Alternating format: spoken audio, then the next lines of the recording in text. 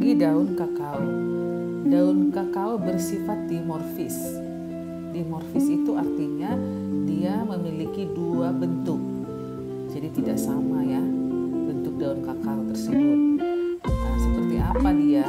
Kalau kita lihat di tunas ortotrop, ini bolak-balik ya dikatakan tunas ortotrop. Jadi supaya dipahami mana yang tunas ortotrop, mana yang plagiotrop. Nah, di sini pada tunas ortotrop, panjang tangkai daun bisa mencapai 7,5 sampai 10 cm panjang tangkai daunnya. Nah, kalau di tunas plagiotrop, panjang tangkai daun sekitar 2,5 cm. Jadi, untuk membedakan mana ortotrop dan mana plagiotrop juga dari panjang tangkai daunnya. Kalau ortotrop, tangkai daunnya lebih panjang-panjang.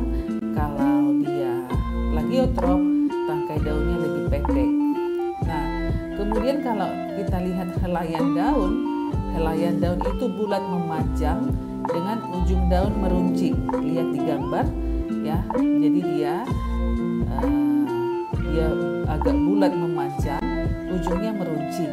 Nah, tulang daun adalah menyirip dengan tepi daun yang rata. Ini adalah morfologi daun daripada tanaman kakao.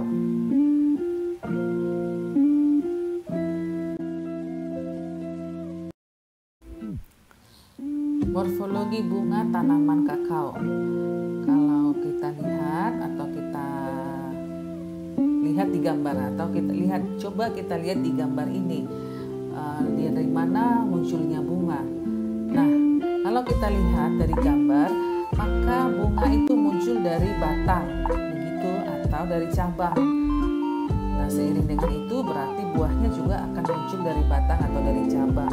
Nah, dengan karakteristik seperti itu, maka tanaman kakao disebutlah bersifat cauliflori atau cauliflora.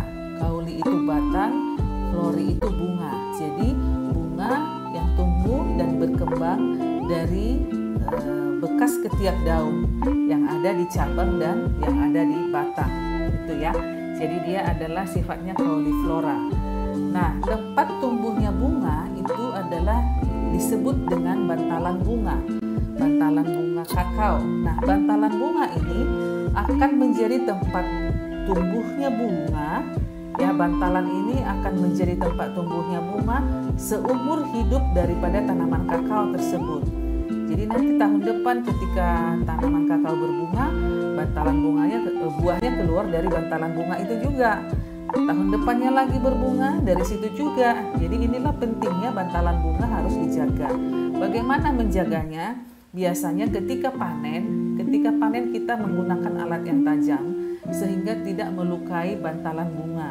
Nah, disarankan kalau panen itu buahnya jangan diputar begitu. Kalau diputar biasanya tangkai buahnya itu kan tidak lepas. Tangkai buahnya itu kan pecah, sehingga kalau tangkai buahnya pecah menjadi tempat hama penyakit. Nah, kalau kadang-kadang ada petani itu atau pemanen ketika panen ditarik saja buahnya, setelah diputar ditarik begitu. Nah, nanti kulit pohon itu akan rusak begitu. Ketika kulit pohon rusak karena tertarik, maka bantalan bunga juga menjadi rusak.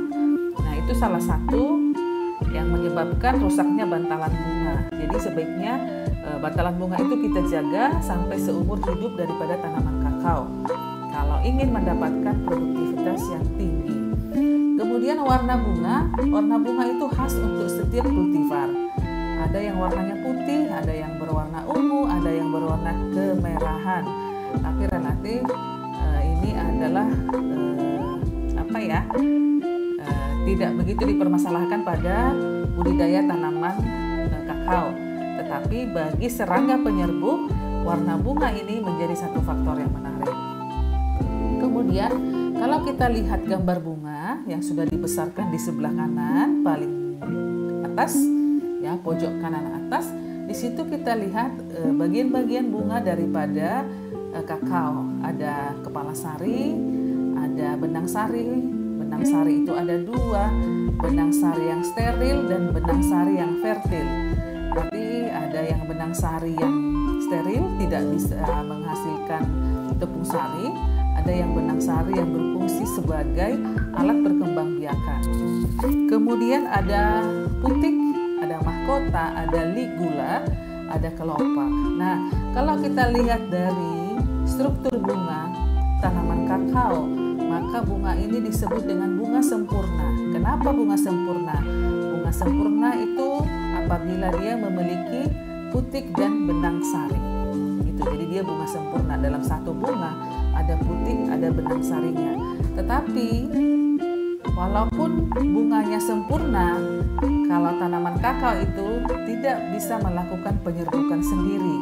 Tanaman kakao juga tidak bisa melakukan penyerbukan silang apabila dengan klon yang sama.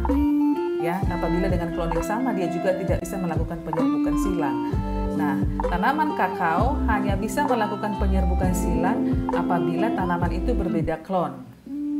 Nah, karakter ini pada tanaman kakao disebutlah sebagai perkawinan yang self-incompatible.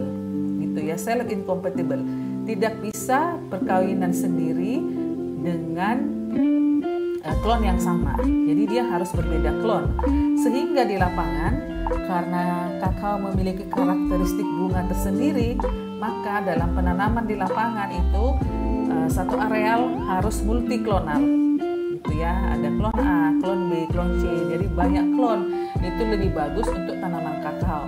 Nah, berbeda dengan tanaman kelapa sawit dan tanaman karet.